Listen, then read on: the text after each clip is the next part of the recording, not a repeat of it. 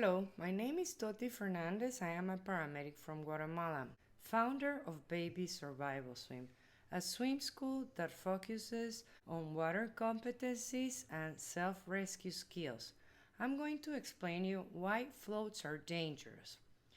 The head represents 25% of total body weight in a 1-year-old. On a 3-year-old, the head represents 18% of total body weight, whereas an adult, it just represents 6% of total body weight.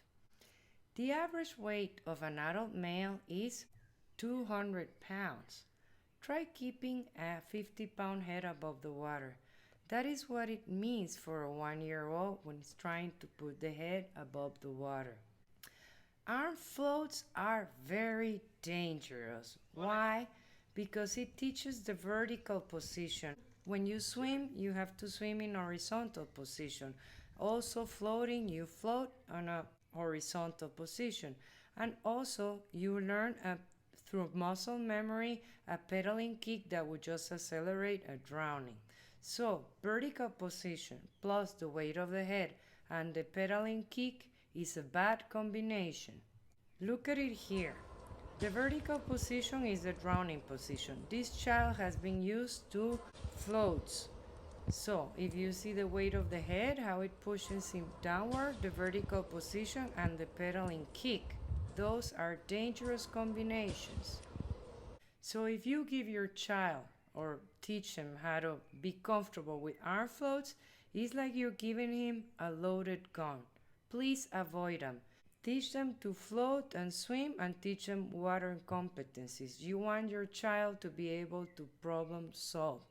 You don't want your child to think he can swim and get the false sense of security and get himself into the water.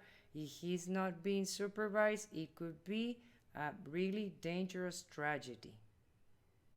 We're gonna see a few videos. We're gonna start with the top left corner. Take a look at this child, which is getting comfortable in the water without learning how to swim. He starts to sink. His father needs to get in the pool to pull him out.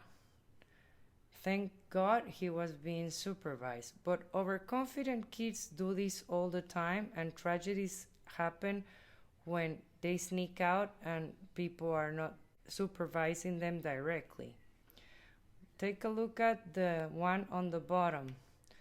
This little girl is getting in the water while her mom is supervising her. She has a piece of pizza on her hand. She gets a bit distracted even though she's almost one arm distance, and the girl gets in a vertical position. She is sinking. She cannot even hold the edge, which is right there. Luckily, the mother is there and rescues the child, and it was just a scare. Nothing else happened. Take a look at the one on the bottom. The little kid is taking his puddle jumper off, and he wants to swim just like the girl that is in the pool. He thinks he can swim and he wants to do it just like her. He's overconfident and he gets in the water. The vertical position makes him sink. Luckily, his father pulls him out. He's a firefighter and he was supervising the child. Look at him again. Take a look at how he takes his puddle jumper off. Scary, huh? This happens all the time. Kids get confidence that they can swim where they can't swim. They are taught to be in a vertical position, which is the drowning position. So here he goes. He wants to get in and swim. He thinks he can do it. And that's when, he goes under.